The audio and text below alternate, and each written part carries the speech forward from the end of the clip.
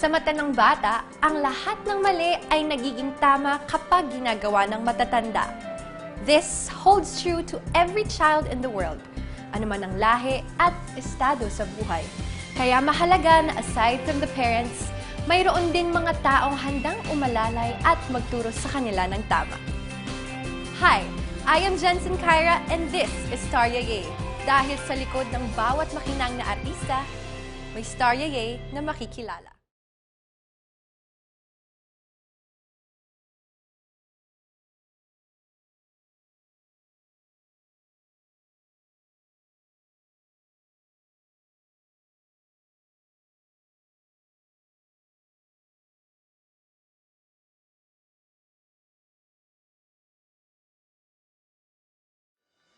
Here on Starya Ye, we will get to know another person whose love and devotion is incomparable.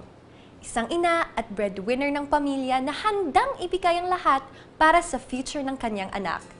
May titindi pa bang sakripisyo sa pag-aalaga ng ibang bata para maitaguyod ang mismong anak? Paano nga ba maging isang ina? Kilalanin natin ang Starya Ye ng isa sa child stars of this generation. Mula sa angkan ng mga sikat at premyadong bituin, Alonzo Mulak is a certified showbiz royalty. 50s movie queen Amalia Fuentes is his grand aunt. Pamangkin siya ng heartthrob at multi-awarded actor na si Aga Mulak at ama niya ang 80s child wonder na si Nino Mulak. With a showbiz lineage as big and famous as his, hindi nakapagtatakang Alonzo is continuing the legacy of his accomplished family. This generation's newest child wonder, Alonzo Mulak. At katuwang ng mga magulang sa pag-aalaga kay Alonzo is this one person he considers his second mother. The person behind the celebrity, si Yaya Elsa. Hi, Starya Ye. Ako si Elsa Del Aire, yaya ni Alonzo Mulak, taga Bicol, 39 years old, may isang anak, byuda. Napasok ako dito kasi ipinagpalit ako sa dating yaya ni Alonzo na hindi niya kaya daw si Alonzo kasi nag-isang araw lang. Tapos, yun na yun, try ko lang hanggang sa ito na.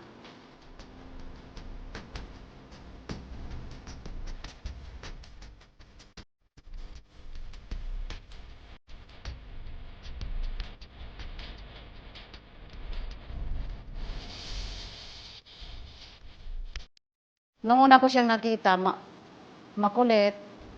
Tapos, lalo yung tulog niya umaga, pag gabi gising siya. Kaya, try ko kung kaya ko, pero kaya ko nila naman. At dahil may pusong ina, hindi naging mahirap kay Yaya Elsa ang alagaan at mahalin ang kanyang celebrity alaga. Ang relasyon namin ni Alonzo parang mag-ina. Kasi sumusunod siya sa akin. Pag may sumbong si Alonzo, sasabihin ko, pag hindi ka tumigil, malalaman to ni mama mo. O baby. Yan lang. Tapos sasabihin, bakit mo ako susumbong? O sabi ko, ano ginagawa mo? Tapos pag hindi pa siya matigil, sasabihin ko, bibidyoan kita, papakita ko talaga kay mama mo. So, wala siyang, kasi may video, di ba? Delete mo yan, delete mo. O sige, delete, pero minto ko na. Ayokong lumaki siya na, na subtil ba, kumbaga, hindi pala sunod. Kaya si Alonzo ngayon, kung ano sabihin ko, sumusunod talaga siya kasi pinapagalitan siya ng mama niya. Kapag sinasabi ko siya sa mama niya, Abi, si Alonzo, nagpasaway ng ganito. Pero si mama niya yung, takot siya sa mama niya eh.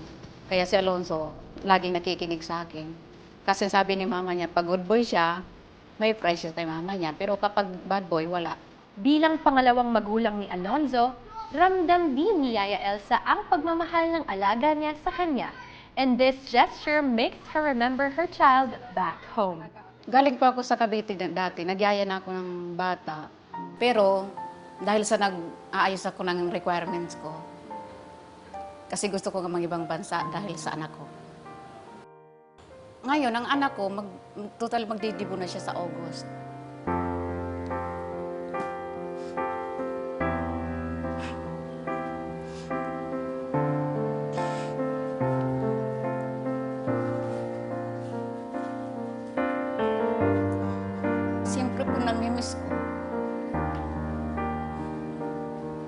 Naiiyak po ako dahil yung anak ko hindi ko maalagaan. Pero dahil sa wala na nga akong asawa, kailangan ko talaga magtrabaho. We follow Yaya Elsa sa 2 araw na puno ng activities ni Alonzo while in the thick of the movie promo for ang pambansang Third Wheel.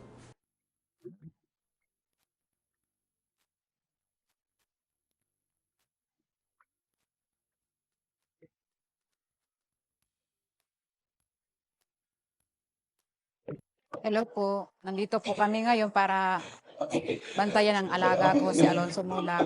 Uumpisa na po ang press ko ngayon. Kaya kung ano man po ang kailangan niya, nandito lang ako para ibigay sa kanya ko ng hihingi niya. Kaya kung bilang yaya, responsibilidad ko na si Alonzo alagaan, lalo na sa samahan sa kanyang mga shooting.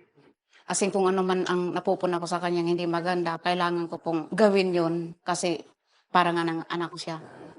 Si Alonzo po naging malaking maayos dahil po sa tinutulong-tulong namin kung anong dapat gawin sa kanya. Halimbawa kung parang sa tingin namin nagiging spoiled na siya, ayaw namin ng ganon.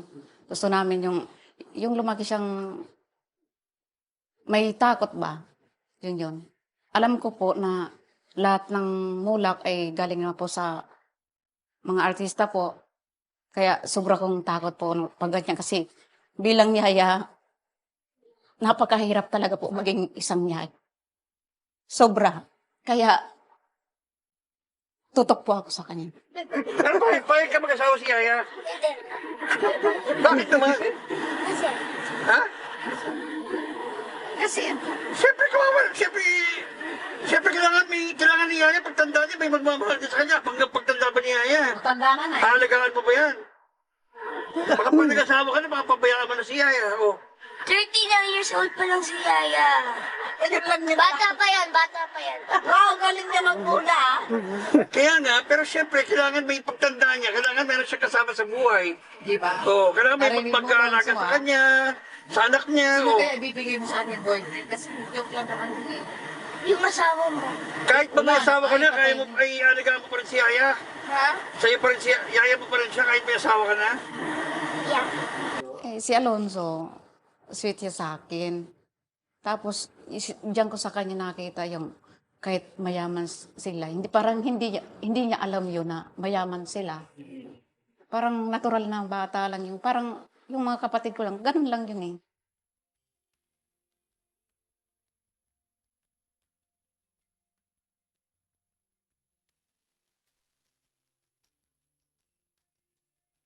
Mabait si Yaya, mabait sobrang alam ko napakamatulungin niya sa pamilya niya. Siya yung inaasahan ng buong pamilya niya. Kumbaga, byuda siya. Ayun, tapos yung anak niya may parang special child. Yun. Ngayon, 18 years old na yung anak niya, no? Tapos sabi ko nga, parang ang hirap ng ginagawa ni Yaya dahil para lang mabuhay niya yung pamilya niya at saka yung anak niya.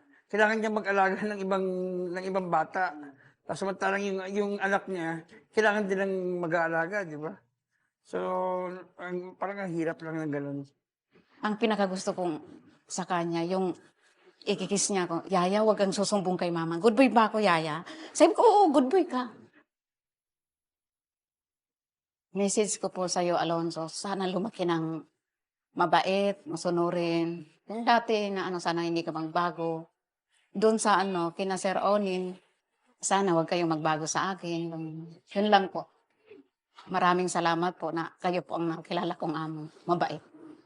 Guys, I am very proud for my Yaya to be an actor, to be in camera, to be like me. Love na love talaga ako ni I'm very Alonzo. happy. Kaya love na love ko rin si Very Alonzo. happy. I'm happy too, to That- Alonzo. I love you, Alonzo. Lagi mo sinasabi, I love you, Yaya. Kaya ito na, maririnig mo. Direct Ivan, pwede po kayo maggagawa ng movie gamit yung Yaya ko, which is yung Bida. Tapos yung name ng movie is, Pambansang Yaya. Habang maaga, mas mabuting children are molded into the person that we wish them to be. Si Yaya Elsa ay malaking bahagi sa maayos na pagpapalaki kay Alonzo Mulak in an unconventional world of showbiz where fame and money can overwhelm one's character if not guided properly.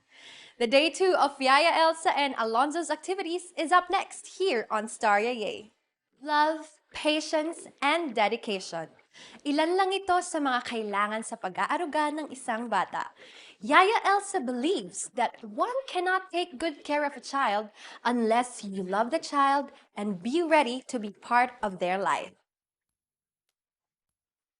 Bilang yaya, kailangan kong i-ready yung mga kailangan niya pagkagising, kailangan kong maagang gumising para pagising niya, nakaready na ako. Halimbawa, kung DDD pa siya, kailangan nakaready na yung DD niya. Yung sa loob ng kwarto, kailangan maayos na.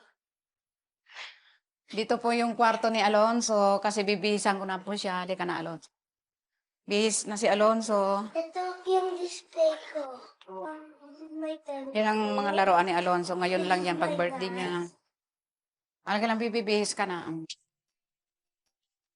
Ito yung dressing room ni Alonzo. Dito siya nagbibihis. Damit ni Alonzo, ito yung damit ni Alonzo na sinusuot niya kasi yung iba nasa, nasa bodega na. I do have a problem when I make. No, hindi, bibi. Oh, tama lang yan. I'm fat. I love my yaya because I like her. Papunta na po kami ni Alonzo sa mall. Dito na po kami, nakaready na yung This is sasakyan. my card. Ito yung guard namin. Say hi. Hi. Hi. Alonzo's sweetness to his Yaya Elsa is evident, and he shows it in ways he knows how. Here's something really funny. When I was a baby, she left. When I woke up, she left. She wasn't there in my house. So when nobody was looking, I was smelling her kumot because it smelled like her because she didn't even make laba. And Nung umuwi ako ng Bicol noon, tumawag si Ma'am Abby. she didn't even make laba her kumot, so it smells like her. So I was just smelling there until my mama went to my room from the CR and said, "Anong ginagawa mo dyan?" I said, I'm just smelling Yaya's kumot." Tapos pinatawag ni mama si Yaya. Tumawag sa Tapos na-stop ko na yung pag-smell ng kumot ni Yaya.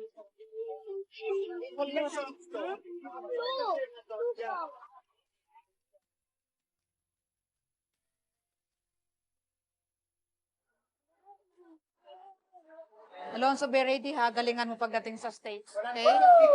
Okay? Manonood ako.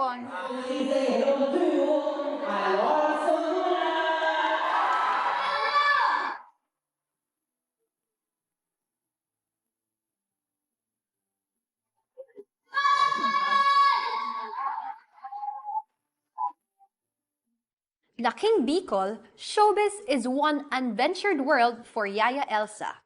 Kaya nang mapasok niya ito, expectations come pouring. Ang pinakamagandang bagay na natulungan ko yung pamilya ko, nakakapagpadala ko every katapusan. So, imbis na dalawa kaming pakainin ng biyanan ko, magiging isa na lang, di ba? Nakakatulong pa ako. Tapos yung pinakamaganda ito nga, sabi nga, wow, sikat na si Yaya, sabi ni Alonzo. So, nagiging pero nakakaba sobra. Kaya pala sabi ko si ayaw magpa-interview kasi ganito. Nakakaba din kung kahit nakasarap ng camera. Yun. Yun nga, tulad nga sinabi ko, very siya, kumbaga malalahanin talaga siya sa pamilya niya pag may konting problema, makikita mo sa kanya na naapektuhan siya. So, syempre, pag napapansin ko na may problema siya, nakausap ko naman siya, Yaya, ano problema? Si Yaya, pinakamalakas sa akin yan. Kumbaga, kahit anong request sa akin yan, okay kagad ako sa kanya. So, pagka may problema siya, nagsasabi naman siya.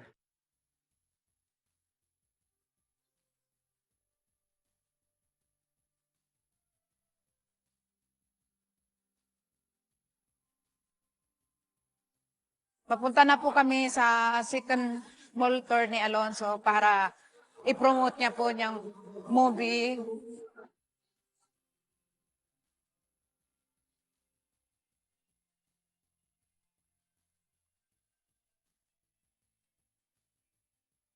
Si Alonso po, talagang napamahal sa akin kasi sa araw-araw ba namin na pagsasama, laging tutok ako sa kanya. Kung saan siya, nandun ako, hindi pwedeng wala. Kaya, parang bilang magulang na rin. Mamaya mo na to isuot, ha? Huwag mong kalimutan pag lumabas ka ito, oh. Kasi sabi ni Papa mo susuot. Alonso, Pwede ito. kasi, kanino to? Pwede po to. Ako. Kay Ate Candy. Kanino nga kasi ito? Grade 1. Napapagalitan ko siya kasi kung nagpapasaway na hindi ako sinusunod niya, sinasabi ko sa kanya, oh, hindi mo na ako sinusunod. O anong gusto mo? Alis na lang ayaw mo. Ayaw niya. Sabi ko, sumunod ka. Yun, sumusunod naman siya. Enough na, Alonso, ha?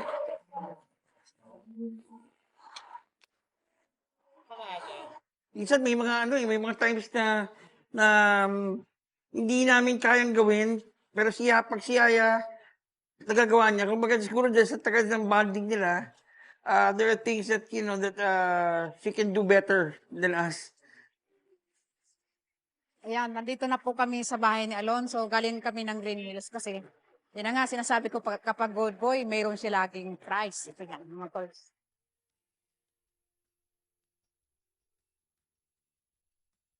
When Star Yeye returns, let us get to know the truth about Yaya Elsa and Alonzo Mulak as they go under the lie detector test.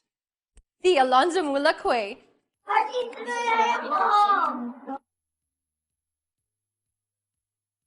And to know some truth about Yaya Elsa and Alonzo, here's a little game called Lie Detector Test, the Alonzo Mulak style. Ito yung pinamili namin sa Green Hills. Regalo ni Papa yan kasi good boy siya kanina.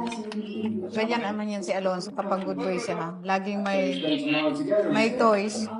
Okay, if it's true, you don't get like a felt, but if you lie, you're gonna get a vibrator. Ako na magka-question. Love mo ba ako, Alonso? Yes.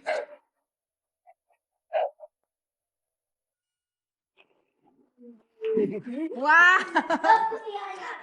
Good. Wow. Next. Girlfriend mo na ba talaga si AC? Hindi.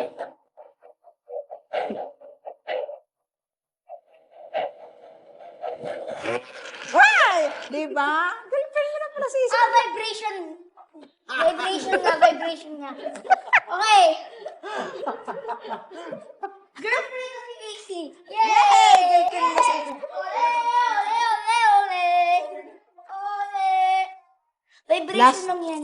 Ikaw na, baby. Ikaw na ako magkukwestiyon. Bakit? Ikaw yung star dito. Grabe ka, ha? Hmm. Nahihirapan ka ba sa akin? Hindi.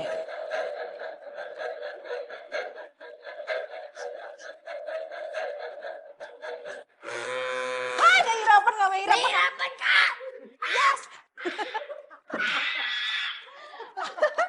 Oo, kasi wag kasing pahirap, yun ang dapat mong gawin, di ba? Ibig sabihin nung, may nahihirapan ako kasi nagpapasaway ka, di ba? Kagaya kanina, di ba? It's been a long day for Yaya Elsa and Alonzo, kaya kailangan ng magpahinga ng kanyang celebrity alaga. Ako na-sleep Ito na si Alonso ngayon, papatulogin ko na kasi pagod to, 10 o'clock na, pwede na siya matulog. Nasleep na, baby. Thank you, Star Yeye. Bye-bye. Sleep na si Alonso. Yaya, sikat ka na. Maraming salamat sa lahat ng sa oras at sa panahon na iginugol mo sa pag-aalaga kay Alonzo. Alam kong meron kang mga problema, meron kang dapat anak din na dapat pangalagaan. na hindi mo kumbaga minsan bibisita mo siya once a year lang. Dahil kay Alonzo, sobrang abot langit ang pasasalamat ng pamilya namin sa'yo. And yun nga, basta pag kailangan mo yung support namin, nandito na kami. Yun nga, salamat talaga sa lahat ng ginawa mo para kay Alonzo. Learn, play, and grow together. Dahil sa buhay, walang bata o matanda in finding simple joys and pure happiness. Yaya Elsa showers Alonzo Mulak with love and affection.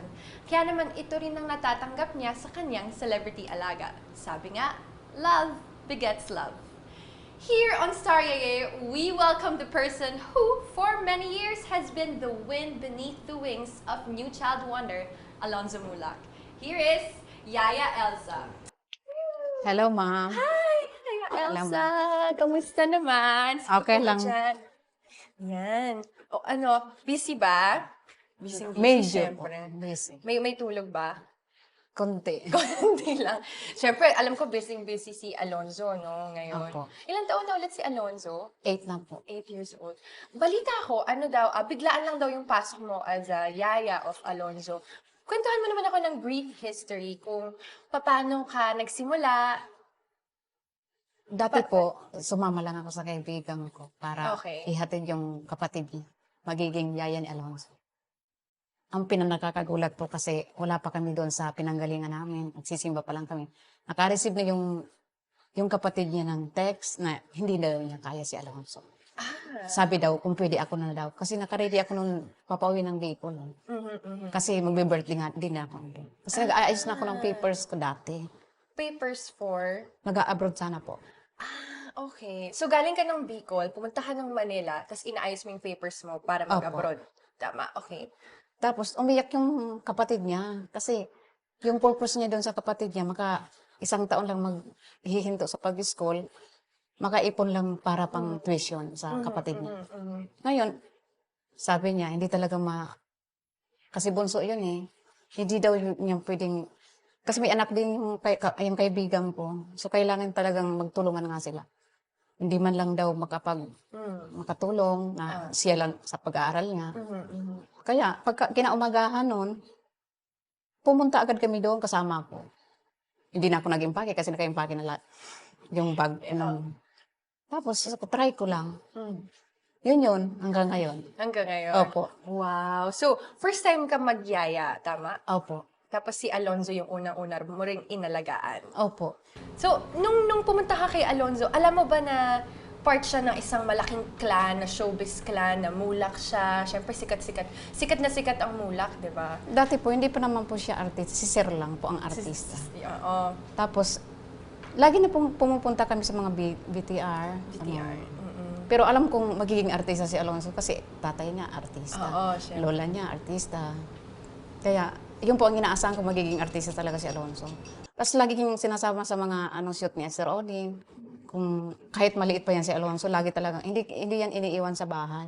Lagi kaming kasama. Gano'n mo nakatagal inaalagaan si Alonzo? Magsi-7 po. 7 years? Opo. Grabe, ang tagal. Oo nga. So, na-imagine mo ba yung sarili mo na magtrabaho sa showbiz? Napapasukan yung showbiz industry? Hindi ko po ini-expect. Hindi mo na-expect. So, Yaya Elsa, ano naman yung mga pagbabago kay Alonzo mula noon sa ngayon? Yun po, kasi noong bata pa siya, maliit pa, sobrang kulit niya. Gaano kakulit? Yung bang kapag gabi, gising siya kapag umaga, kasaka siya tulog. Yung pumupunta siya sa dressing room yung mama niya, kinukuha yung mga makeup. Nagme-makeup siya, nagli-lipstick siya nung maliit pa siya. Sinuot nga niya yung dress ni mama niya dati. Tapos, ano naman yung difference niya ngayon? Ngayon, malaki na eh. Sobrang maraming pinagbago na sa kanya. Kasi matured ang isip ni Alonzo. So, hindi na siya natutulog sa umaga? Maayos na yun? Maayos na po. Lalo kapag may school siya, kailangan niya maaga matulog. Matutulog talaga siya. Hindi na siya ganun kakulit katulad dati? Hindi na po. Kasi malaki. Balita ako, malakas kayo kay Ninyo Mulak. So, ano man naman yung mga natulong sa'yo ng pamilya Mulak? Marami po. Katulad ng?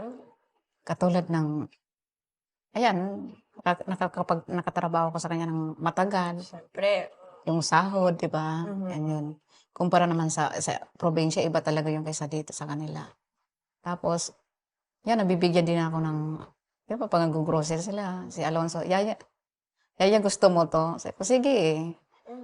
Mabait yan si Alonso kapag nag-grocery din. Lagi niya akong nabibigyan.